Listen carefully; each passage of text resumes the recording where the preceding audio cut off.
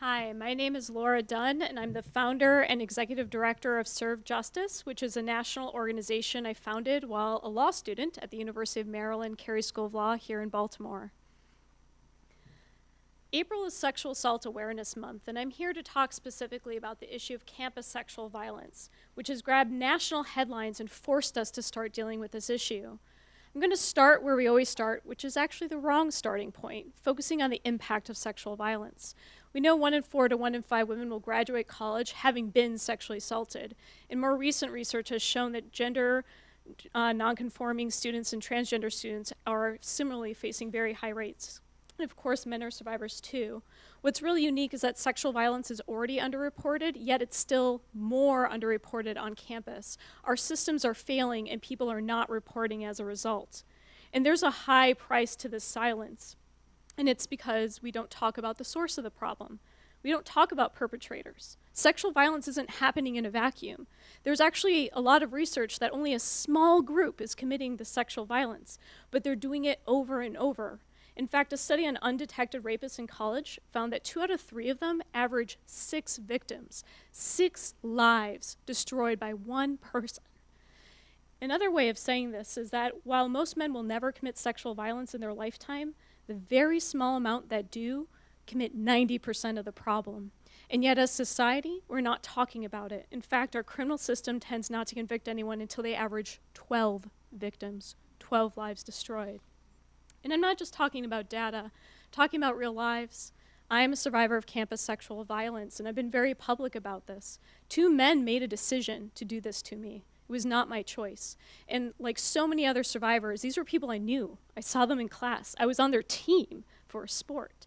And like so many survivors, I thought if I just reported to police, I would get justice. If I just told the campus, if I hired a civil attorney, if I fought. But the reality is the norm is injustice after sexual violence. So I did what so few survivors ever do. I went public. And I wasn't Jane Doe, I was Laura Dunn, and I showed my face. And so many survivors have now stepped up and said, no more shame, no more silence, here I am. So loud has this voice been from so many survivors that the White House has actually heard us. I've been able to advise the White House Task Force to protect students against sexual assault while a law student. I helped change federal policy around Title IX to improve how campuses respond. I amended the Violence Against Women Act in my 3rd year of law school. All this change from one voice. So I decided I want to keep fighting. I want to do this for every survivor.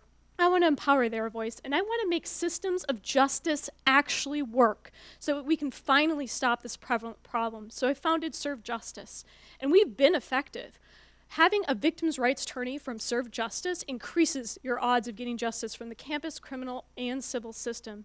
And it's because we know about your rights and options, and we just don't ask for it, we demand those rights be enforced. Now, we've only scratched the surface, and quite bluntly, we're facing organizations with million-dollar endowments who protect football coaches that rape children, who recruit athletes who commit sexual violence. And let's not forget, we're also in a toxic political climate. Our commander-in-chief has promoted rape culture. He supports men who have been found responsible for sexual harassment and violence. And he's appointing people who are antithetical to justice, challenging Baltimore consent decrees that weren't just about racism, but were also about the wrongs done for sexual violence. So I'm here to advocate for justice being the necessary missing component to addressing sexual violence. Serve Justice is empowering survivors to navigate the system, to come forward, and to point out those few who are doing these crimes. And I need you all to be part of this movement. We are united. If the Women's March taught us nothing, it was that we are here as civil rights and social justice-minded individuals to unite for every cause, not just the one that touches our lives. And together we can make that difference. So while prevention, awareness, support are important things to help survivors, we as a society need to be honest. We have failed when it comes to response. Our systems are those of injustice, not of justice.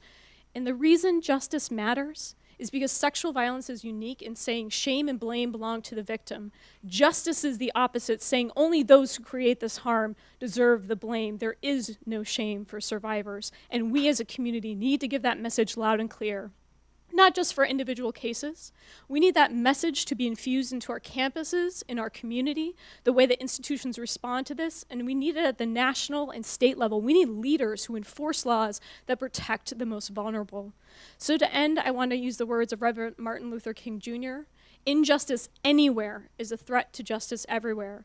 So for Sexual Assault Awareness Month, remember injustice is the norm, and use your voice, your money, your time to change that reality for survivors. Thank you.